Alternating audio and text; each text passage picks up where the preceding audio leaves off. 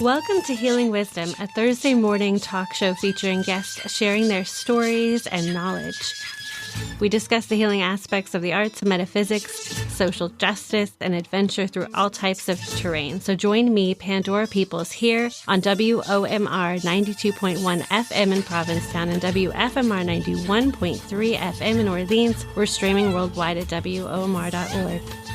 Hello out there. My guest today is wine expert and guide, Mel Eitel. She's going to be talking with us a little bit about wine history and her favorite wines. Mel joins us from her wine cellar. Thank you very much for having me. This is fun. What's the temperature inside your cellar?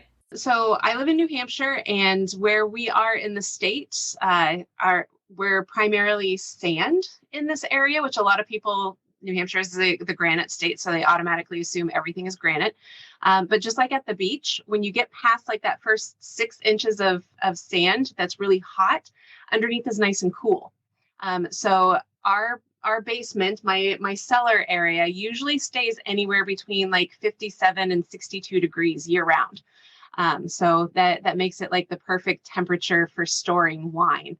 Although I've been doing a lot of studying, so a lot of my rack is empty because I haven't been able to like actually stock up when you're tasting and studying and showcasing. So You're recently back from a trip to Ireland. Did you do some wine tasting on your trip? And can you talk about your adventure? So ironically, yes, there is wine in Ireland. They don't necessarily have all of the vineyards, but they do have a ton of local wine shops. I was in Cork and Killarney and Galway, and I actually found a wine location in each of them. One of them, we were there over the Easter weekend, so everything was basically closed. So I didn't get to visit them, but their shop looked really cool. But the other locations, I was able to go in and have a couple of glasses. And the nice thing about visiting someplace outside the United States, especially in the European section of the world, is they have options for different wines that we don't necessarily get here in the United States. So we drink a lot of our wine here in the United States, and sure, we get wine that's imported from Italy and France and Portugal and Australia and all of those places. But some of these were like Hungarian wines. We don't necessarily see a lot of Hungarian wines here. So I got to have one of those. Austrian wines. We have a very small amount of Austrian wine that at least I'm able to get here in New Hampshire. So I tried a lovely Austrian wine. It's neat to talk with other wine lovers from all over the world because you have something that's in common. You can pour a glass together and you can talk about the wine if you don't know anything else about the person. So it was very neat, and I love Ireland. It was my first trip there, and I will definitely be going back, but they're an incredibly friendly group of people as well. So you sit down and have a pint or you have a glass, and you walk away friends. Can you talk a little bit about the history of wine and maybe say your favorite story as it pertains to the history of wine? Goes back, I mean, it's back in Noah days of the Bible. Like he comes off the ark, and one of the first things he does is he plants a vineyard. Timing wise, by the time he gets the grapes growing and things like that, it's probably like 2 to 3 years. So that part is kind of left out of it. But like it goes back historically really, really far. Wine has been a part of history since almost the beginning of time, or the beginning of recorded time at least. And there's so much history that goes along with it that some of my favorite books to read are based on the wine revolution throughout the years, not necessarily like prohibition and people coming out of that, although that's interesting. I really love reading about how in World War I and World War II, France was basically decimated, and the vineyards and the winemakers and all of the cellars that they had for all of their wine was utilized for not great purposes. But to see how they fought back was really, really interesting, because they would do things like taint it with just a little bit of kerosene. So for instance, Riesling, which is very much a known grape from Germany, is planted all over the world. And one of its attributes is it can smell like petrol. It can smell like gasoline. And that actually comes from the skin of the grape. It only comes in the skin of the grape when it's a Riesling. None of the other grape varieties have that. So they tainted the wine with just a hint of kerosene or petrol and poisoned people. So like that was kind of how they fought back. Like they didn't have weapons, but they utilized what they could to create this ruckus amongst like the great leaders, because they were drinking all of the best wines. So they did something that would make them not feel so great and possibly like cause them great harm, because they were still fighting for their country and they were still fighting for their land. So it was very interesting to see how people utilize what they have in order to make it, so to speak. Wow, now that is a weaponized wine. So Riesling, is it your favorite grape? Riesling is my favorite white grape. It's very misunderstood. It's one of those grapes that, or at least one of those wines that most Americans, when I say I love Riesling, they go, "Oh, you like sweet wines." But Riesling outside of the United States is usually very dry and crisp. And doesn't have a lot of sweetness to it. And that's because the American palate is geared more towards a sweeter confection, a sweeter wine, a sweeter, they add sugar to everything, it seems like. If you look on the packages of most of the products that we consume, somewhere there's sugar or corn syrup or agave or some sort of sweetener, because that's how the American palate is. But with Riesling grapes can be made into a very, very, very dry, meaning no sweetness whatsoever, all the way up to what's called a Trockenbeerenauslese, which is berries that are so sweet they dried on the vine, and they have to go out and pick the berries individually, and then they try and make a wine out of whatever is left of that juice, which is very, very concentrated. So it can go from one spectrum all the way to the other. They make bubbly with it. It's called Sect, and it's gorgeous. I absolutely love it. So as far as white wine goes, you can have a Riesling and it can be anything on the white wine spectrum, which is why I absolutely love it. Well, that's really versatile. So what about red wine then? Red wine is very difficult because it depends on what I'm eating. Red wine is usually something that I gear more towards with food. That being said, tonight, after I get off our call here, I'm actually going to be studying with one of my he's my wine bestie. We're taking our WSET3 class together, and we're doing side-by-side tasting. So I'm drinking a Southeastern Australia Shiraz, and then we're going to do a Syrah, which is the exact same grape variety, just from a different region. They call it different things, to see if we can like tell the difference. And I've already had this one. It's very fruity. It's very summery. Like a lot of people say, no red wine in summer. I highly disagree, because red wine can be drunk any time of the year. And this would be a great example because it's like very fruity and not a lot of tannin. So you can like actually have it as like a punch or a sangria, and it makes it a delicious sangria. I just did that last night with it, which is why half the bottle is gone. But red wine is very difficult to pinpoint because it all depends on really what I'm eating. If I like had to choose a red grape variety right now, instantly, I would probably say it would have to be Malbec. Can you talk about import quality and wine getting skunked or going bad? So the first part of the question, as far as getting wines imported and things like that, every country has such different laws when it comes to growing their grapes. Here in the United States, every single state has a winery. It doesn't necessarily mean that they have vineyards, but every single state has some sort of a winery where they are producing wine. And most of the time, they're either purchasing grapes or they're purchasing the juice, the grapes that have already been pressed, and it's getting shipped to them so that they can start the fermentation and the winemaking process. It all depends on how long those grapes have been sitting or how long the juice has been sitting, because you can chill a juice down to almost the freezing point, almost. And when you're ready to ferment it again, or ferment it to create wine, you just take out what you need and you create the fermentation process. That's actually one of the things that they do with the dessert Asti in Italy. It's a beautiful sparkling dessert wine, and they create all of the juice and keep it nice and chilled so that it doesn't spoil and it doesn't change the flavor of anything. And as they need the product, they're able to put it onto the market. Every country is different. It's also different as far as laws for biodynamic or organic, because here in the United States, in order to have that label on, you have to have a certain number of years where your vineyard has like 0 chemicals.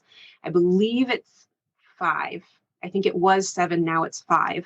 But your manufacturing facility also has to be indicated as organic. So there are certain chemicals that can't even be on the property. So that takes a long time to do. So you can create a beautiful wine that really hasn't seen any kind of chemical process, because that's what the winery is still functioning. They're getting to that process, but they can't necessarily label themselves as organic or as biodynamic because they're not there yet. And that will actually affect how the wine ages. Everybody really kind of, they beat down the sulfites. Sulfites are a naturally occurring product in anything that ferments. We actually have more sulfites that's on our frozen food, like our frozen vegetables and frozen French fries, things like that, than we do in wine. Wine, if it has at least 10 parts per million of a sulfite, it has to be put on the label. Whereas a dried apricot has so much more than that, and it's on the label, but nobody really notices because it's not talked about a lot. Part of that, I believe, is because people aren't necessarily consuming gigantic boxes of dried apricots in one sitting. It takes a while to consume that, whereas something that you drink, it's a little bit easier to consume. That's just a personal observation that I've had with that. But that in and of itself will depend on how the wine will age, how the wine will ship. The other thing is, how did the wine ship? Did they ship it on a shipping container that wasn't cooled in any way, shape, or form, and it's been sitting out on the ocean waiting to get into a harbor for the last 3 months? So it's literally been cooking on that shipping container, or was it refrigerated and they were able to keep everything cool? There's so many factors that go into how a wine could be manipulated. It might be manipulated manually, adding sulfites, adding acetic acid because there's not enough acid in the grapes, adding tannin. They could add that as well. Or it could just be that it got stuck on a shipping container and we don't know until we open it, which is the unfortunate part. But a lot of locations, a lot of wineries, a lot of wine stores, if you have a bad bottle, you can actually return it and they will give you a refund because they can also get a refund. What are the laws about labeling wine? Basically, with the exception of sulfites, they don't have to put any kind of a warning label on it. And part of the reason for that is because the items that they are adding into a wine, like the acetic acid or the tannin, is a byproduct of a grape. So since your wine is 100% grapes, if they're adding something that's a byproduct from grapes, they don't have to put it on the label because it's all grapes. So for instance, there is this wonderful little thing called Mega Purple. Mega Purple comes from very concentrated tannin and juice that's left over in the skins of the red grapes. They press everything down and it is just dark, dark, dark. It's the tannin, it's that pulp. It gets like all of whatever is left over and it creates this additive, which is 100% grapes, but it's an additive. It doesn't come from the original vat or the original vintage or the original, but it's 100% grapes. So it's completely natural. It just adds in a lot of that purple color. So if you're ever drinking red wine and you notice that your teeth get more purple than they normally do, it could be that you have a very high tannin grape variety, say like a Malbec or a Cabernet Sauvignon, or they could have added some mega purple because the color didn't come out the way that they wanted it to. And commercially, if I buy a wine that I know every single time I buy it, it's going to taste exactly the same way, that's what they're trying to do. They're trying to create that consumer product that people buy because they know and they love it. As far as additives that are put into wine that we don't necessarily know about, it actually is so few and far between that the majority of the wines that come to us only really have a lot of the acid and the tannin and maybe some sugar. I do know that if you add a sugar to a wine that is anything but a grape sugar or a beet sugar, it has to be on the label. You'll actually have a nutrition label on. So that is covered by law. And I know that because of some dessert wines that are out there, because they're more of a cocktail brand as opposed to an actual dessert wine. You're listening to Healing Wisdom on Outermost Community Radio, WOMR 92.1 FM in Provincetown. I'm Pandora Peoples, and we're speaking with wine expert and guide Mel Eitel. Tell us about your wine tastings. I started out, and I am still with a company called Traveling Vineyard. They're actually based out of Massachusetts, in Ipswich. And think of an in-home party like Avon or Pampered Chef or anything like that, only it's tasting wine. So their wine is completely exclusive. They are only sold through a Traveling Vineyard wine guide, which is where I got the title of a wine guide. And they're also the company that really got me started into my love affair of wine education. And that's actually where I've transitioned to now is I do a lot of wine educating. I have a lot of titles behind my name, and a lot of times it's for no other reason than I was curious about the region. So, for instance, I am an Argentine wine expert, and that's just on paper. I haven't been there. I studied it. I love Argentinian wine. That doesn't necessarily mean I know everything about it because it's a crop. It changes every year. The weather changes, the climate changes, the grape growing changes. They could have hail one year and it completely decimates the crop in one area. So they have to go and get grapes from a different area of Argentina. So those are the types of things that I absolutely love learning about, and then I get to portray to others. So I do wine tasting events, corporate. I do birthday parties, stack the rack for bridal showers, and they are 100% 21 plus only. I'm a big stickler on that. So if you have all of the girls coming over and they couldn't find a babysitter and they bring their 2-year-old, I don't serve the wine because you're going to be drinking some really good stuff in a short amount of time. And then I know you have to drive that baby home. So I'm very strict to make sure that all of my tastings are 21 plus only. And that's also a good thing for people who have been with the kids or they've been with their family and they're like, here, honey, you take the kids, I'm going to go drink.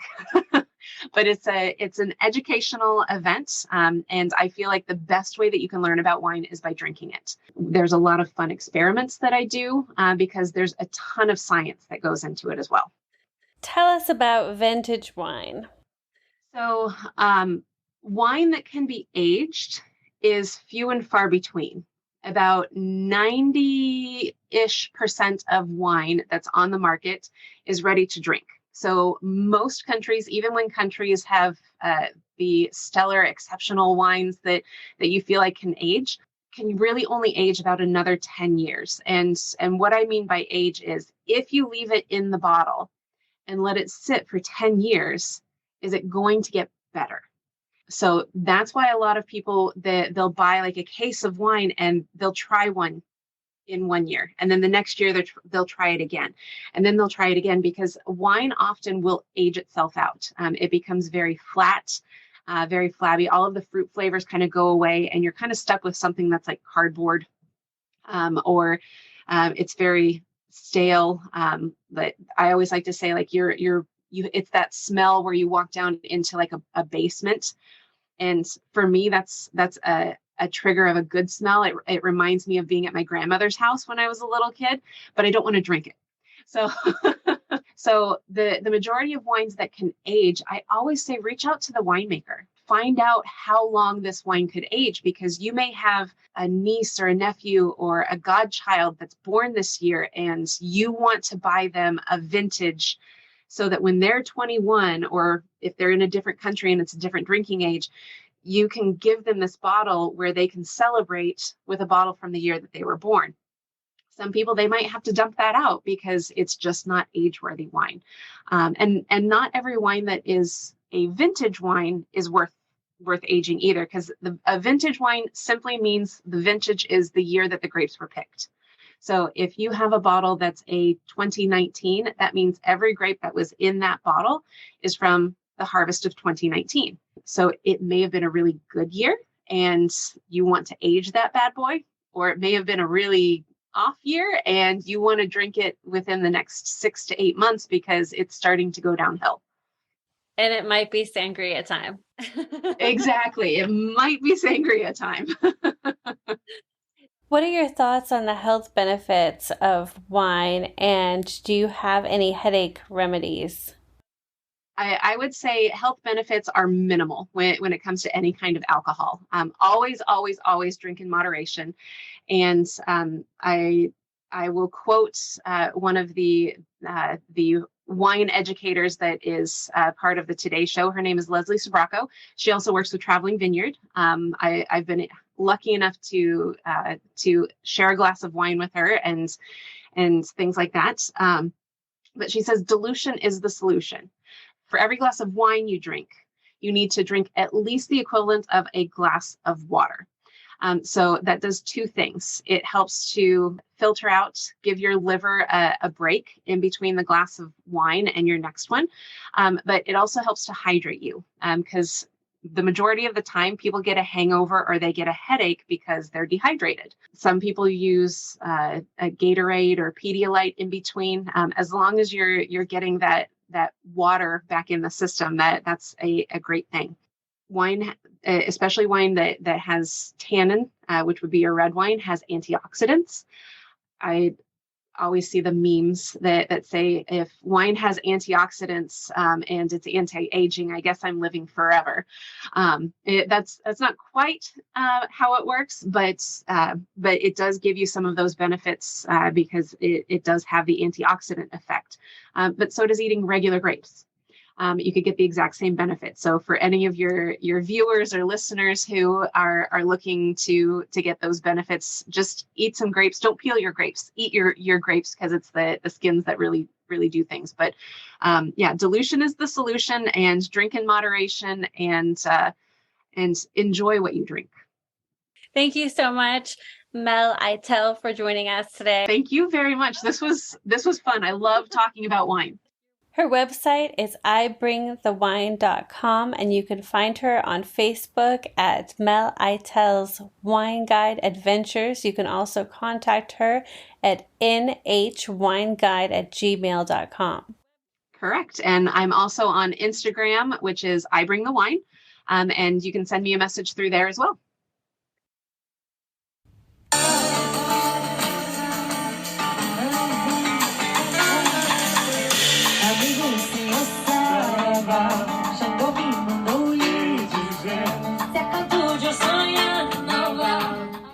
Hey everyone, it's Raíssa Delori here from Clan da Bossa Nova.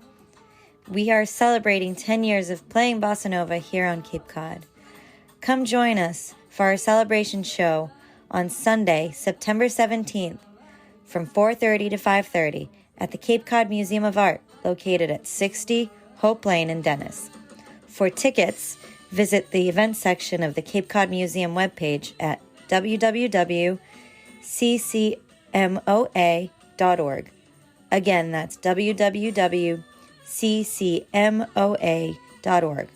We hope to see you there on the 17th. This is Caravan from Stefan Rembel.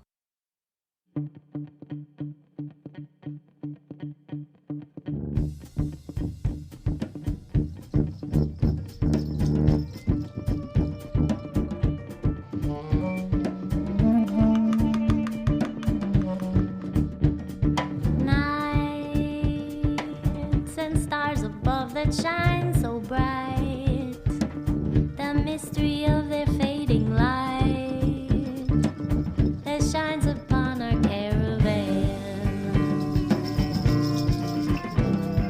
Sleep upon my shoulder as we creep across the sand so I may keep this memory of our caravan.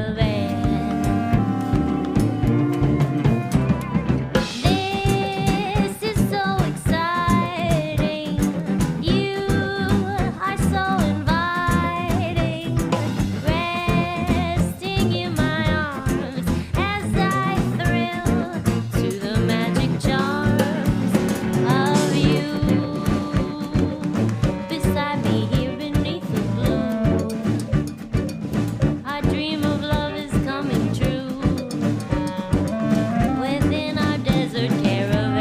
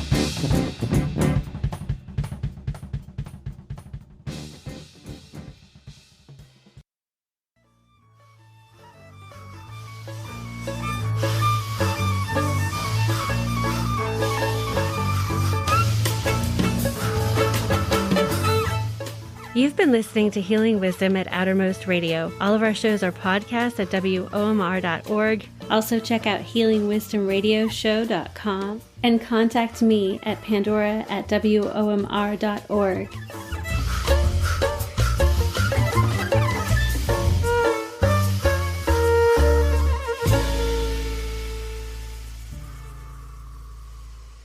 Our theme music is provided by Mazen. You can find her website at mazenmusic.com.